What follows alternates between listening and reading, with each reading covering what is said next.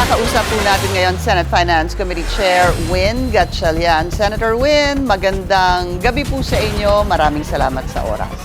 Good evening, Pinky. Good evening to our televiewers. Sir, pirmado na ng Pangulo yung batas para tapyasan o alisin muna ang excise tax sa langis. Pero kailangan pa ng 15-day notice to publicize this, to publish it. So, for you, para po sa inyo, ano ba nakikita niyong tamang paraan sa ngayon? Reduce it or suspend it completely? Well, at this point, ang tamang paraan ay to reduce it dahil tuloy-tuloy yung pagtaas ng presyo ng langis. At makikita natin na almost nagdoble na ang presyo ng diesel. So actually, as of this point, lampas na sa more than 30 days na yung $80 per barrel dahil ang threshold ay $80 per barrel for the last 30 days. Pero ngayon, almost 45 days na yung, parang almost 45 days na yung $80 per barrel. When you say reduce to how much? For gasoline, it's 10 pesos. For diesel, it's 6 pesos. Yun ang nasa excise tax. So yun ang lalabas, matatanggalan ng 10 pesos ang gas and 6 pesos ang diesel. Correct. But that doesn't seem enough, sir. Would you agree? What's important is masigurado natin na magre-reduce rin yung oil companies dahil kung magre-reduce tayo ng 10 pesos, ang equivalent niyan is almost 17 billion per month, no, on excise tax. Pero ang importante, ang oil companies, hindi rin sila magtataas ng mataas. Dahil kung magtataas rin sila ng mataas, kasi nakikita natin ngayon yung pagtaas. More than 10 pesos, may 17 pesos, may 12 pesos. So hindi rin mararamdaman ng ating kababayan yan. So importante rin, in the law, mayroon kaming linagay na provision doon na dapat mag-report rin yung oil companies doon sa mga presyo na binibili nila sa petrolyo para alam natin na bababa talaga yung presyo ng petrolyo. Doon sa hearing kahapon ho ata, Senator, please correct me if I'm wrong, isa sa mga leader ng transport group ay nanawagan actually na ibalik sa kanila, yung, kumbaga mag-refund dahil daw nagpresyo ang mga oil companies at a time when ang dapat na ginagamit ay yung inventory nila na kung saan ay nabili daw nila ng mas mababa pa yung presyo. Ano ho ba yung storya doon, Senator? Well, hindi mo kailangan maging ekonomista para malaman na pag bumili ka ng lumang presyo, ibenta mo rin sa lumang presyo plus konting kita. Pero kung ibebenta mo ito sa mataas na presyo, parang nagsasamantala ka na ng sitwasyon. Kaya yun yung nakita rin namin dito sa hearing na dapat rin ay magkaroon rin ng pag-audit o pag-check kung yung mga oil companies, yung mga traders, yung mga retailers is tama yung pagbebenta nila ng presyo at hindi naman sobra-sobra yung pinapass on nila sa consumers.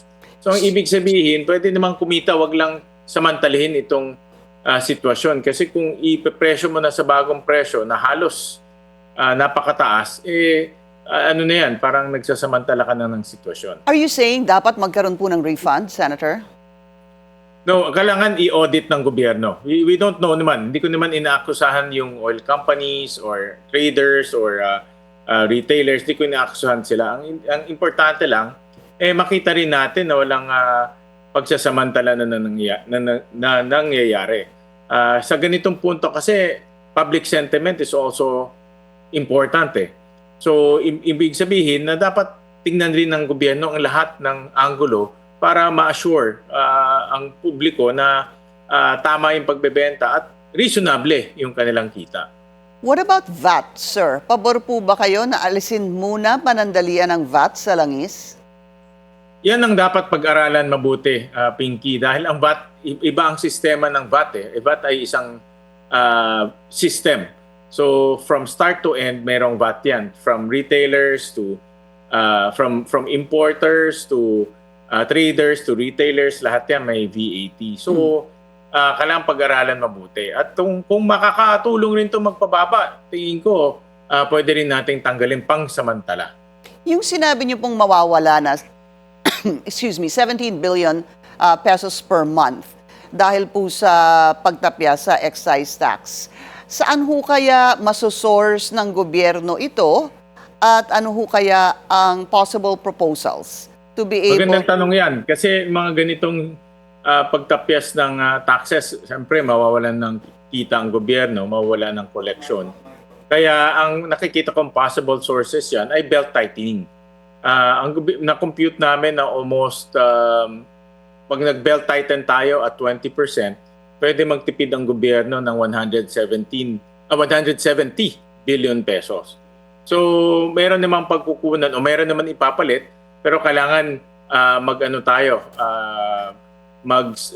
belt tighten and spend wisely. Yung mga nakaplano na non-essentials naman, di naman kailangan, wag na nating gawin. I see. So, hindi naman po magiging napakalaking epekto nitong mawawalang 17B per month dahil meron namang alternatibo na tinatawag yung belt tightening measures. Yes, pwede Okay. naman. Wag lang tumagal itong sitwasyon na ito dahil mauubos at mauubos rin yun. Senator, ano po ang inyong masasabi dito sa proposal na buwisan daw yung mga bilyonaryo sa panahon ng krisis? Pwede rin naman tingnan yun, no? Pero ang mga tax measures takes time. Naging chairman ako ng Ways and Means Committee. Yung mga ganitong tax measure takes years bago ma-approve. Una-una, dadaan muna yan sa lower house at aakyat. No? So pwedeng tignan yan. Alam ko, komplikado rin yan. Sa buong mundo, 5 bansa lang ang gumagawa ng wealth tax. Dahil ang wealth, mabilis gumalaw eh. No? Pwede mo ilipat sa ibang jurisdiction, pwede kang maglagay ng layers, kaya komplikado rin na i-administer ang wealth tax. Pero ako open ako dyan at dapat pag-aralan na rin moving forward kung pwede natin gawin yan para makalikom rin tayo ng bagong sources of revenue. Senator, are you confident about how government is undertaking sourcing fuel or oil para po sa ating bansa? I remember, of course, ni Huba, matagal-tagal din po kayong naging chairman ng Energy Committee ng Senado, if I'm not mistaken, Yes, sir. Correct. How are Alam they ko po- doing so far? Alam ko komplikado, no? I cannot oversimplify yung sourcing, no? At lalo na at this time, no?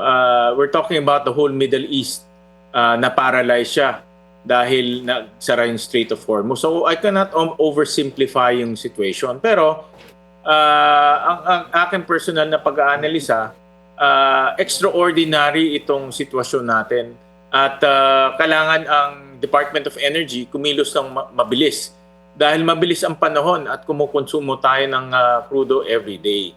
So dapat gamitin na natin extraordinary measures.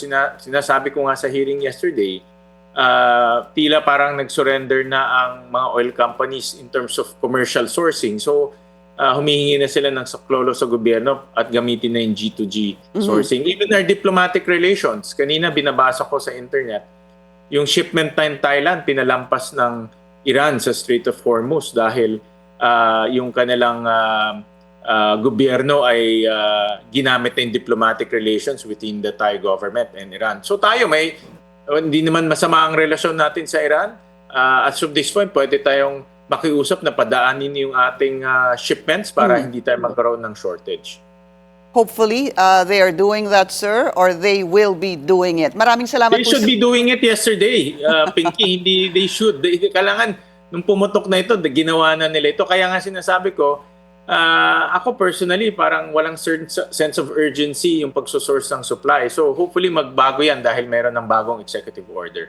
Maraming salamat po sa inyong oras, Senate Finance Thank you. Committee Chair Win Gatchalian.